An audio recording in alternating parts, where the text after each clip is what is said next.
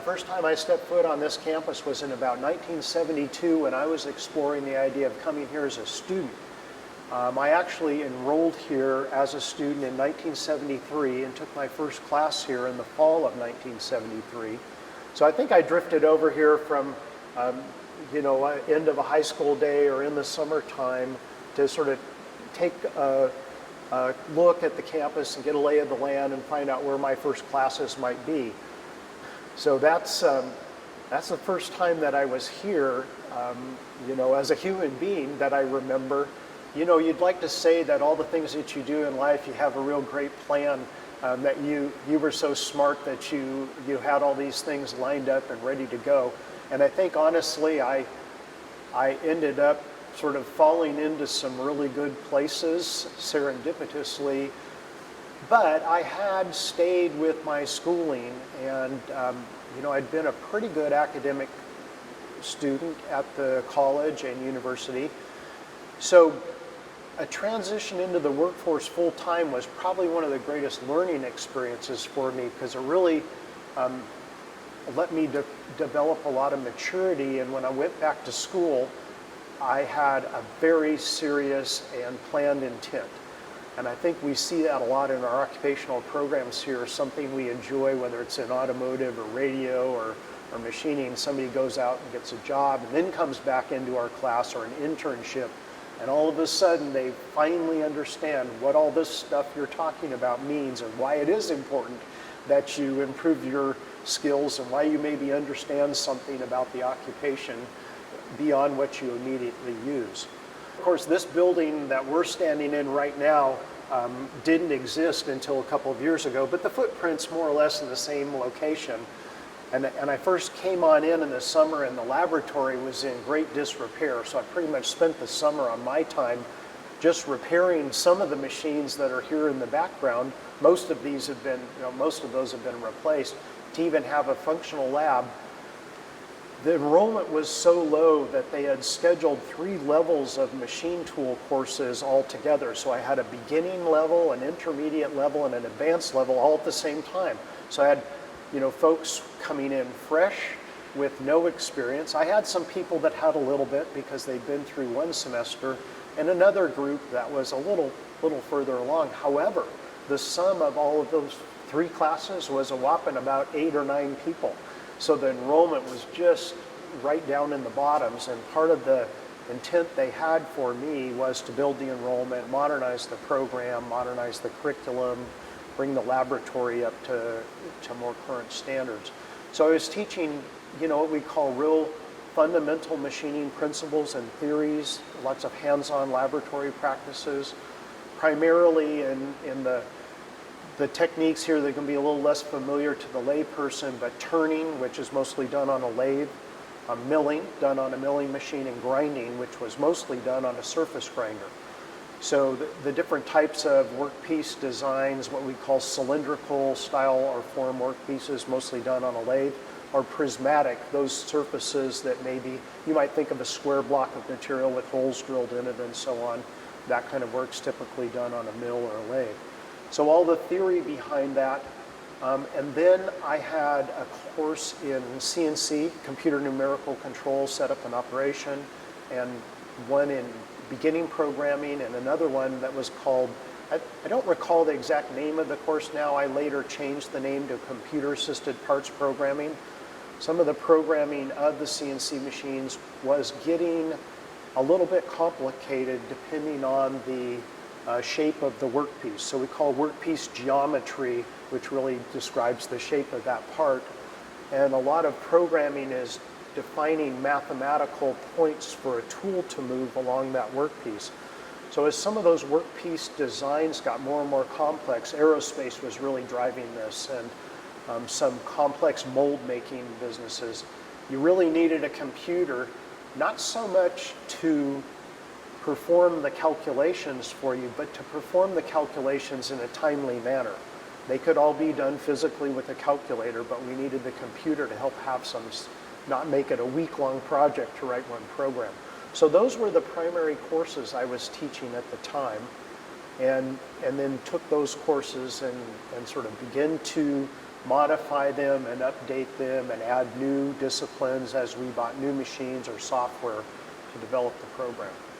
This is an area a lot of people don't really realize, and I'm sure some might argue this point, but when computers started first emerging, even theoretically, the two industries that were the first to embrace the use of a computer were really the banking and finance industry and manufacturing. And even before my time as a machinist, folks like JPL, NASA, and so on, Ames Research, they were starting to think, oh, well, we could control the movements of these machines using motors and computers and take that out of the hands of the craftsperson. Not so much to steal that job, but to enable us to develop and design work pieces that were more complex, that would get us to the moon, that would ensure our safety better if we're on an airplane or driving an automobile. So I think the primary change here in the machining program in terms of technology has been to be able to help the student translate what was originally done on what we call a conventional machine, where you were required to use all of your tactile expertise and your knowledge and technique and understanding to position cutting tools relative to a metallic or a plastic workpiece, whatever it might be.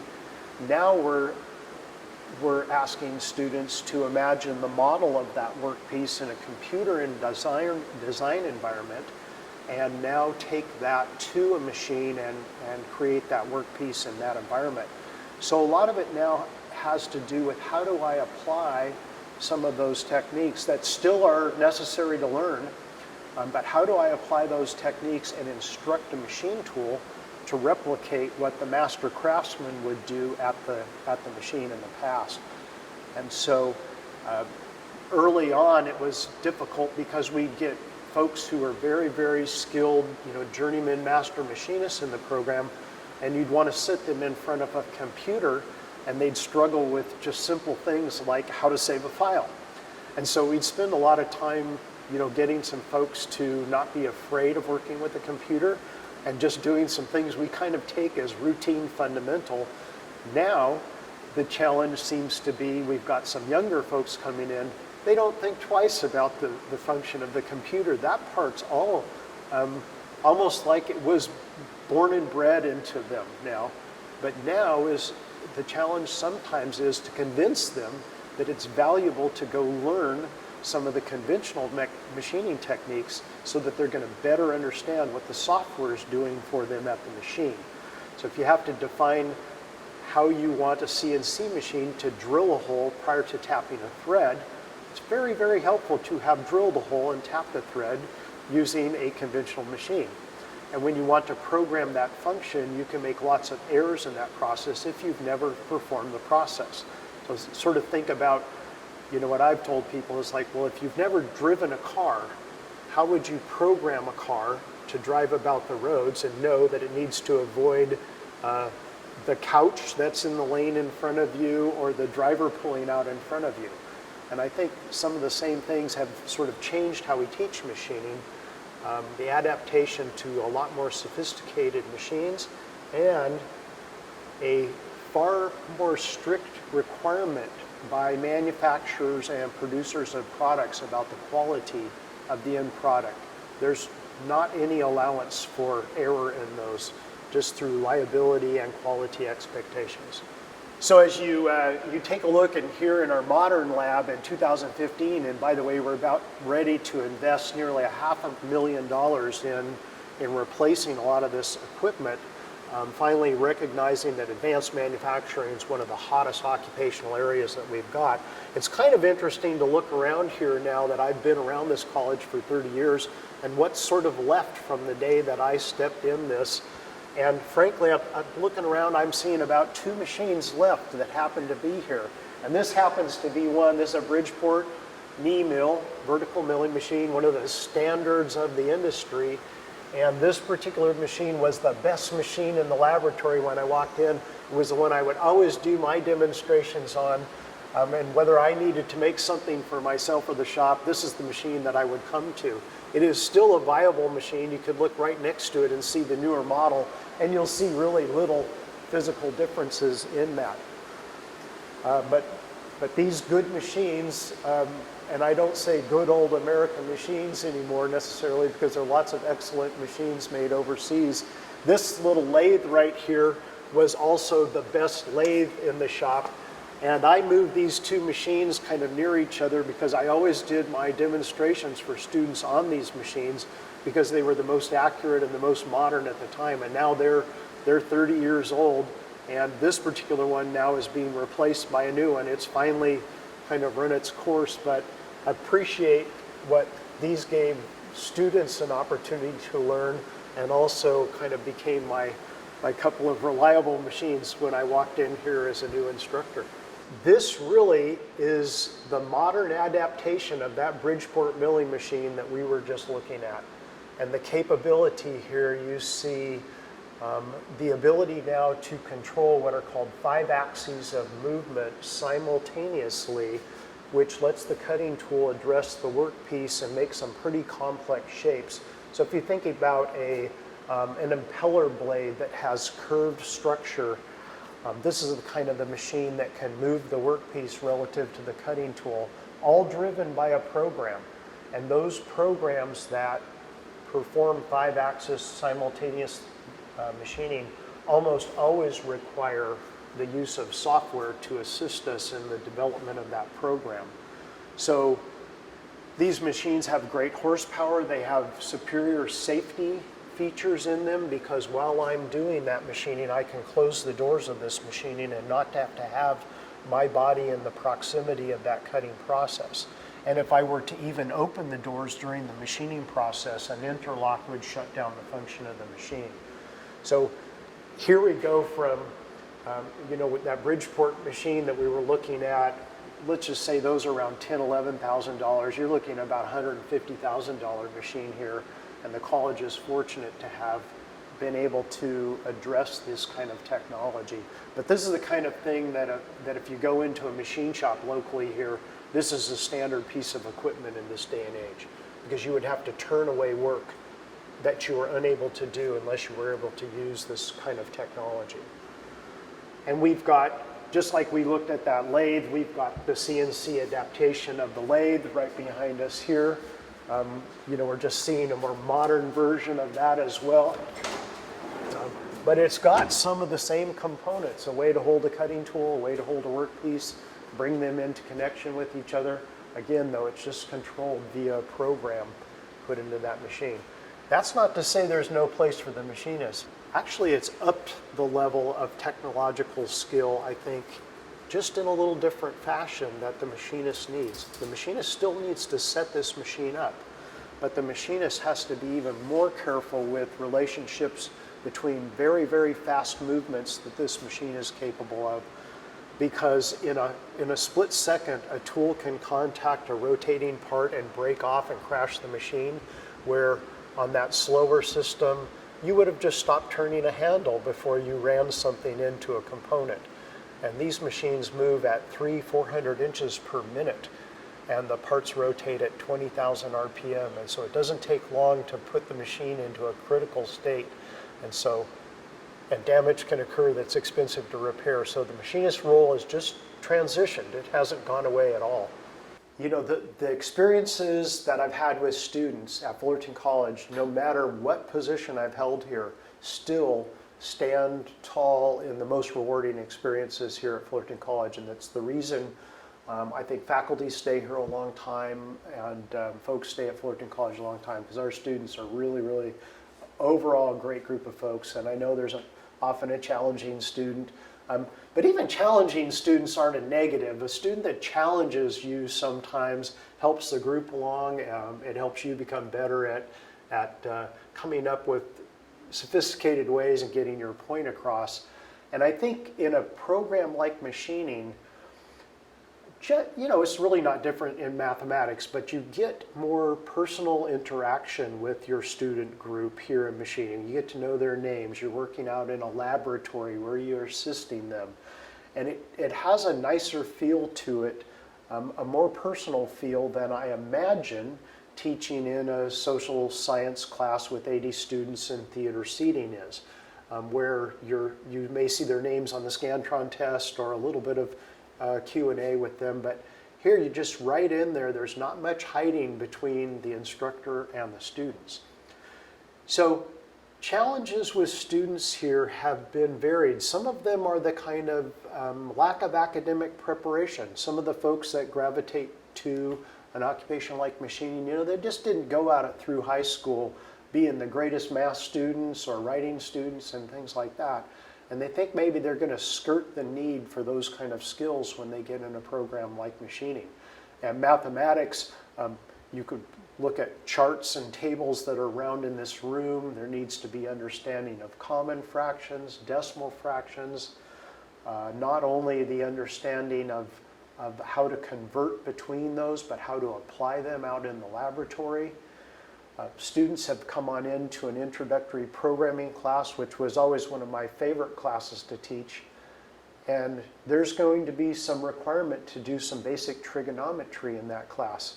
And you don't even need to use the word trigonometry because it sets fear in the hearts of mere mortals. But when you help people find out that what they need to use from trigonometry in a machining program is really a multiplication problem and some information that happens to be conveniently stored in your calculator, it's more about how to apply that in the lab. And you get them over the hump and they go, oh, that's really not such a bad thing.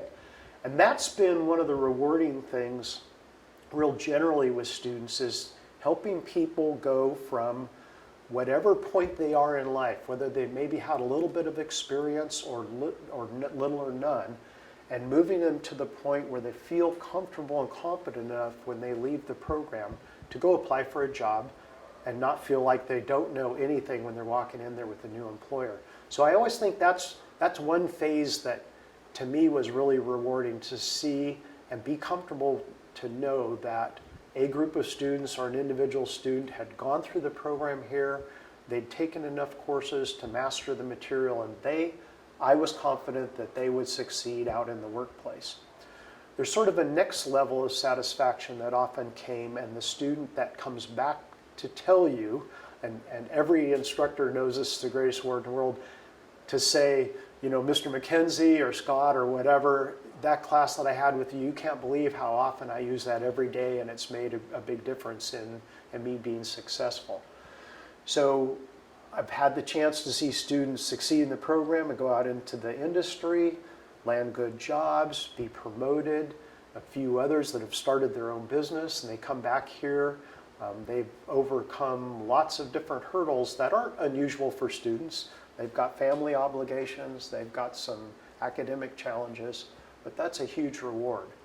And there's always, I think most instructors can think about 4 or 5 students in particular that they'll never forget. I think about a fellow named Bob Akins that came into the program here while I was still teaching, of course. And Bob, I'm going to say, rolled or wheeled into the class in his wheelchair. And I kind of thought, oh, okay, how am I going to teach machining to a guy in a wheelchair? Because none of this material, none of these machines are made with somebody who's bound to a wheelchair in mind. And he was a great guy. He still is a great guy, and we keep in touch. But he was so patient with me, and I was patient with him, and we got folks to help us out. And we figured out ways to,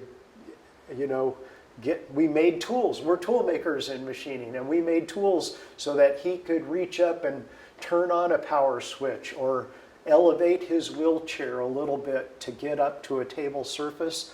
And there are 1 or 2 things that the other students or me pitched in and maybe helped, with a lifting thing or something. But Bob went through the whole program, and he says, I really want to go out and work in a machine shop. And we had a real frank discussion about it. I said, of course I'll write a letter of recommendation for you or give you a good referral, but you're going to face some challenges because the folks out there that own machine shops are going to react like I did when you rolled into the class on the first day.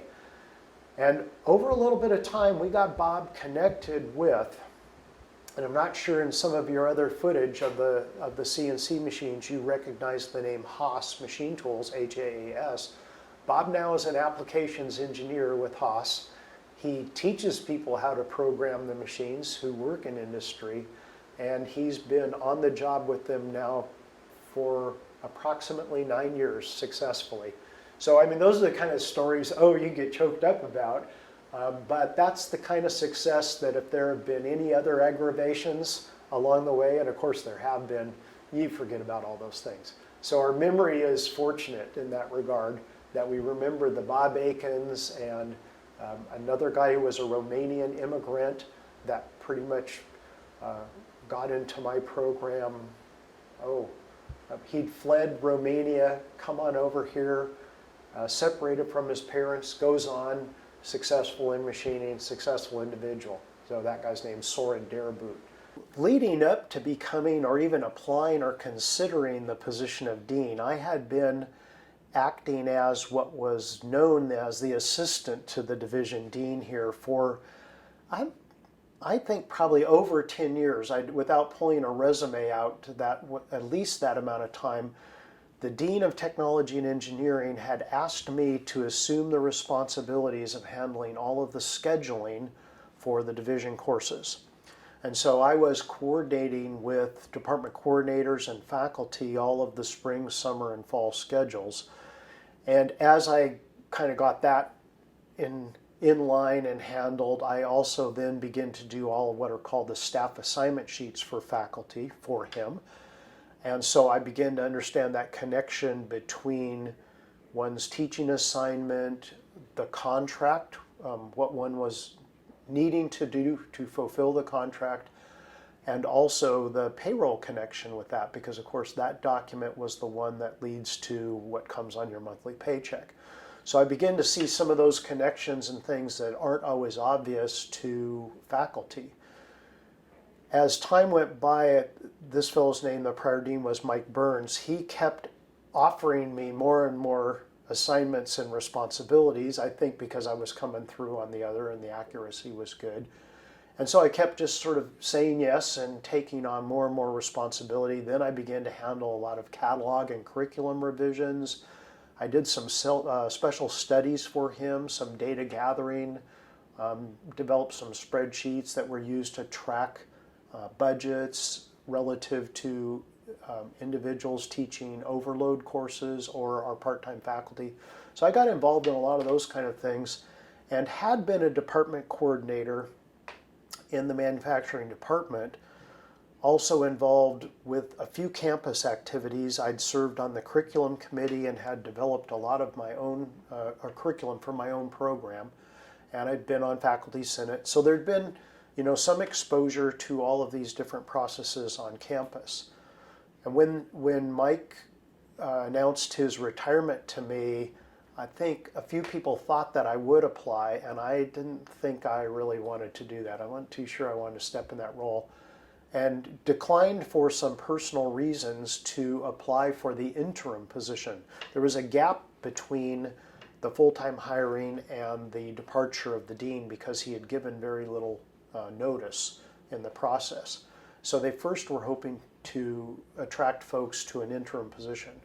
I declined that, and another individual who's now the dean in math and computer science, Mark Greenhalgh, came on over and assumed the role as the dean for that semester. And of course I helped Mark with a lot of different things during that period, and then decided to apply for the position and begin preparing applications, resumes, and things, something I hadn't been involved with preparing for almost 20 years. As faculty, I hadn't been preparing those. So I had to kind of start fresh and rethink my own experience in that process. So that was really what led me into the position. I had no, kind of formal management training or gone to a leadership institute or anything like that, or frankly, kind of fell a lot on instinct and just tried to use common sense along the way, and like many, take the advice from folks that I identified as having strong expertise in different categories on campus. And probably right up to the point of accepting the position as dean. At the time, there was a vice president. Her name was Liz Layson. And Liz said, I'd really like to pair you up with a mentor. And so she paired me with Dan Willoughby, who's the dean in humanities. And Dan is an incredibly detail-oriented individual and is meticulous and always on time, and things are done right. And so Dan gave me a lot of guidance when I, came up against new things like conducting a tenure review evaluation or something like that. And Dan and I struck an interesting friendship along the way, because he realized that I knew maybe more about scheduling than maybe he did as dean. So we developed respect for one another. And I think that's the kind of thing that happened among a lot of the deans here on campus. But that was sort of the background leading into a dean's position. I never imagined in a million years as a faculty member that I would even apply for or assume a position like this. These buildings were tired. This building was not so much, but it was a 1960s building, and we've talked about the transition a lot of these programs have with the use of computers. With the use of computers has come a whole revision on the way space is designed.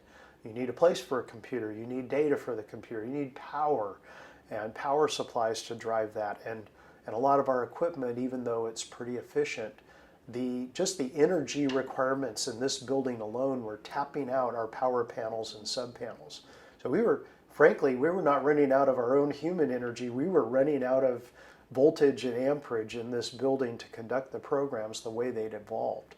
So those kind of things, modernization of facilities to be a little bit more flexible down the road, not such a fixed asset that because we designed it as a room for cosmetology didn't mean it couldn't be adaptable to teach an engineering class in that room, were important.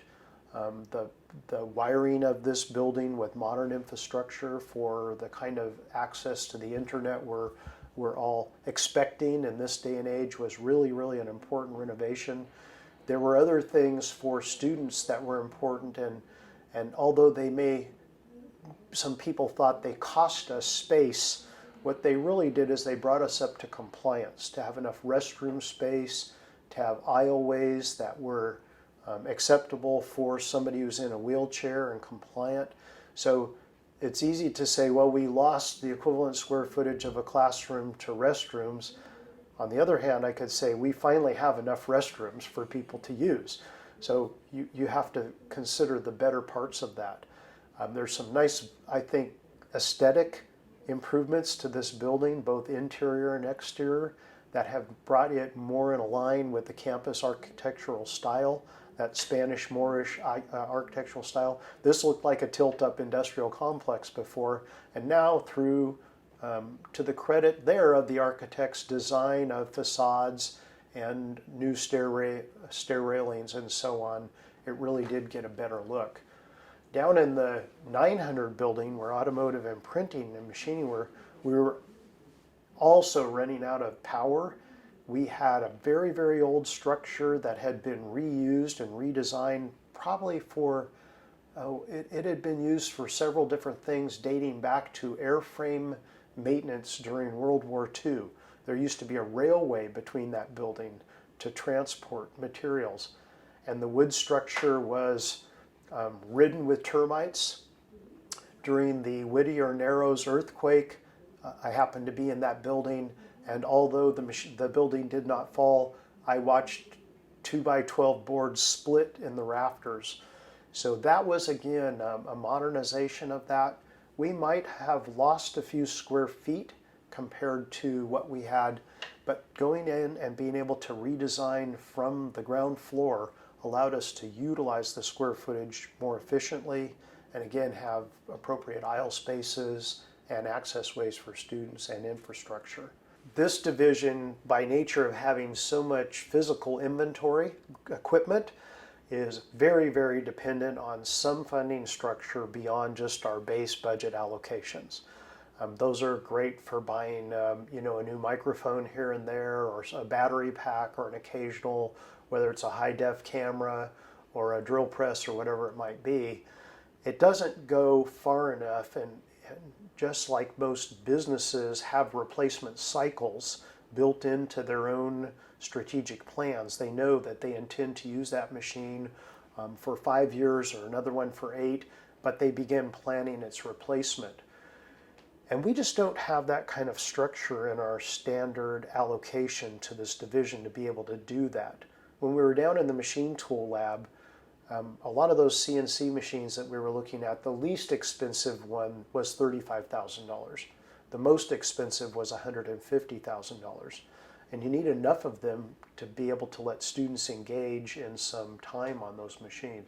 So we have some pretty inexpensive investment to be able to offer our students a real-world opportunity and not try to do something in a virtual environment that really doesn't prepare them. So we've had to be pretty aggressive in staying aware of and participating in grants and external funding for the programs here. And there seldom has been one that had the breadth of funding all programs in the division at one time. Most of them are more focused. And so, you might have one that only is funding that is only available for advanced manufacturing topics. And so we can utilize that for machining and printing perhaps, but we can't for interior design. There are other funding sources that are a little less competitive, and sometimes some of our programs, it's difficult to be competitive with a smaller program like radio out in a big environment with funding sources like the Bill and Melinda Gates Foundation. They're really not so interested in a small radio program at a community college or an interior design program. They're wanting to help millions of elementary and middle school students, understandably. And then their National Science Foundation, and they have real targeted approaches. But there aren't a lot of grants out there that are designed to help community college refurbish their studios in a radio station or their television studio in an instructional environment. So one of the thinking about a couple of the best that we've been involved in, a lot of them have been agreements and partnerships that we've developed with our School of Continuing Education and the Center for Advanced Competitive Technologies. And there's an individual named Norma Alvarado, and she and I have worked closely now for about 20 years to stay involved in these kind of grants that have brought lots of dollars and students to our programs here. So sometimes people think, oh, I just need money for equipment, but we have other programs that struggle for students. And you can have a beautiful laboratory and faculty with all the expertise in the world, but if there's only 8 students that show up for class and you have to cancel it, it's a shame. So sometimes a grant or a project is aimed at bringing students in. And so in machining, for example, a long time ago, I had mentioned at one point that we only had 8 or 10 students in a class. Our target was to bring students in and fill them. And we found one that brought 30 students in every semester to our classes. And it came with some other funding to help buy the supplies and things that were necessary to teach that. But that it brought this whole body of students into our program and improved the vitality of the program, moving the program into the forefront on campus so that it acquired some well-deserved recognition. And so some of the things that you do in a grant, just not a matter of getting some dollars that gets attributed to a budget. You need to show what can be done with it. And so in that particular project, we took a huge number of folks off the rolls of unemployment. We also satisfied a workforce and economic development need with local machine shops by being able to provide them with prepared workers. So I think that's a real success story sort of out of just looking at dollars. We've also taken advantage of Perkins allocation, which is a federal funding source. Perkins is allocated to each state in the union, and then each state has a little different formula on how they distribute that to the colleges and the high schools. Fullerton College now gets just around $1 million a year in that, and it's a slightly competitive environment, but it's only programs on campus competing for it. And so that allows a program like radio or television or one of the smaller programs to come up with a proposal that will help them modernize their program, maybe revitalize some curriculum, sometimes along with new equipment, it allows us to modernize our curriculum because the curriculum can address the needs of operating that new equipment. So that's been another real valuable one. And I think the one a couple of that I'm particularly proud of being involved with, one that brought us $0, but I love that it was a cooperation between one of Orange County's most recognized employers, and that would be Disney Resorts, founded in Anaheim almost 60 years ago today. They're coming up on their 60th anniversary. They're a huge employer. And a lot of people think of Disney and they think of somebody maybe who helps them get on the Matterhorn ride, but the folks that we are involved in training for Disney occupations are the folks that keep all those rides going, the machinists, maintenance mechanics, sound technicians, all the kind of the behind the scenes things that a lot of people take for granted. Whether you've been stuck on the Small World ride and listened to too much audio and wanted to turn it off, you have to understand that there were people that kept the sound levels proper, that knew how to manage and maintain the equipment, to deliver the audio, to record the audio. All those things are done behind the scene, and Disney's got those folks. And so we developed a pretty unique partnership with them about, I believe it was about 6 years ago we started, and we sat down with Disney managers, supervisors, faculty, and me, and discussed with them what their needs were for those people. And we put together a 8-semester sequence for those people. And we graduated our first cohort last December. We have 3 other cohorts in line. We start a new one every spring. Tremendously successful. These people were working in about $13 an hour jobs when they started. At the completion of the training program in cooperation, they're now earning $38 an hour. So those are the kind of success stories that I think prove that the community college can be responsive to the needs of local employers. And this program's been so successful that now the Fine Arts Division, under the direction of Bob Jensen, has developed and patterned a program for sound technicians that's going to kind of follow some of the same things we developed for the machinist training program. We explored the idea of doing that out in horticulture as well with them. We're not quite ready to start that one, but I think they're exploring even other ideas. So that's a partnership. Again, I'm pretty proud of having been associated with it. Like my friend Kajwa over at Disney says, we were involved in changing lives on that one, and that's sort of what it's all about. Technology and engineering, I'm kind of proud of saying, it's kind of become part of my mantra, is one of the most interesting divisions to be a dean in, and I think be part of. And I really love this division because there are people that can operate a television camera and a radio station, and they can weld and they can print things and repair an automobile, cut your hair, design your medical suite for interior. They can design a pattern for a wedding gown, all the kind of things that folks are famous for here in our division, has made it, to me, one of the ones is sort of like the spice of life here. It's not single tracked. With that comes some challenges for a dean, because no dean's going to come into this particular position with all of those different categories of expertise. Likely the pattern in this position was somebody who was a faculty in one of those disciplines and then wants to move into an administrative position. And so for me, coming from manufacturing machining at that point, I came on in here and certainly I had some peripheral knowledge of the automotive. I had taken automotive classes, and I knew a little bit about welding and a little bit about printing. And they were my fellow faculty, so the printing guys would come over and need something machined for a printing press, and I would do that. And the journalism instructor at the time needed something machined for one of her printing things. So I'd go over and see what that was all about. So here's a division with administration of justice and a police academy, which is an interesting entity unto itself, construction, architecture, formerly had woodworking and electronics, no more, has cosmetology, has television, cinema, radio, journalism, photography, fashion, interior design, automotive, printing, machining, and I'm probably even missing some in there. Did I say cosmetology?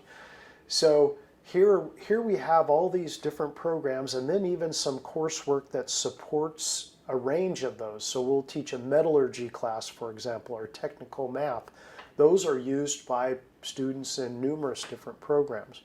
So for me, one of the interesting things has been particularly to sit in on advisory committee meetings where industry professionals come in and provide advice to the college and listen to what people say, sit back and be a listener and don't assume much knowledge, and participate with faculty and ask questions when the time is right.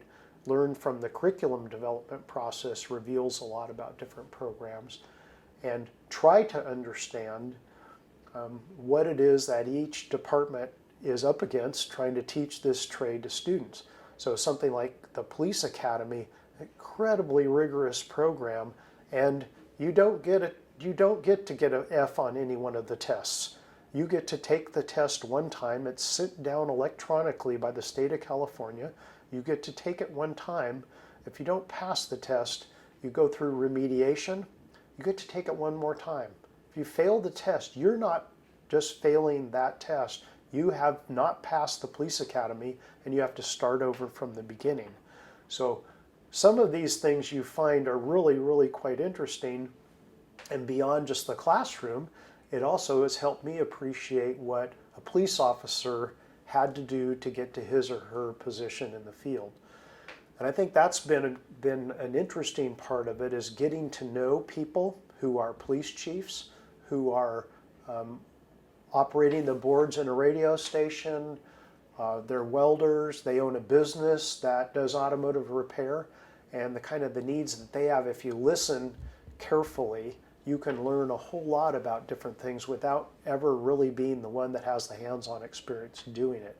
But you also have to have an attitude where you're really genuinely interested in learning those things and not just going through the motions and sitting in those. So for me, it's been like having a menu of electives on a degree, and every one of them looks like a good one to take, not like I have to take that course to get my degree. It's been kind of fun to learn along the way. And you can ask a silly question here and there, and people can kind of smile at you and give you a polite answer. And you don't really have to understand how to repair an electronic module in a brand new Lexus, or really understand how that sound goes out across the airwaves and comes out in my car radio. But you have to kind of understand the people that are involved in making that all happen. I think that's kind of key to appreciating and embracing all that diverse kind of occupations we deal with. I'm kind of proud that I'm one of the people that came through Fullerton College all the way from the student area. You know, I've been involved in Fullerton College in numerous different ways. I've got to see it from all different angles. I think the only angle I haven't seen it from is the president. I've not served that position. And so all the different positions that I've served, I've gotten, really enjoyed, most of all, the people that I've got to associate with. And I think most of us like working on a college campus because of the people. Some people go, well, I like to stay there. It keeps me young at heart. Well, I don't know about that, but it is most interesting to go into a committee and get to know the people on the committee. Sometimes the committee work's maybe not all that interesting, but I think that's still the piece that I take away from me, or take away with me as I leave here, is all the really great people that I've worked with.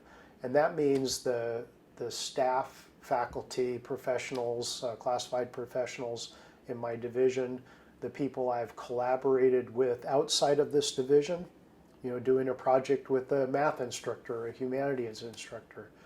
And then the deans have been particularly a group I've appreciated here over the last 9 years. Had heard all kinds of stories about wars in Dean's Council, which is the meeting that takes place every 2 weeks.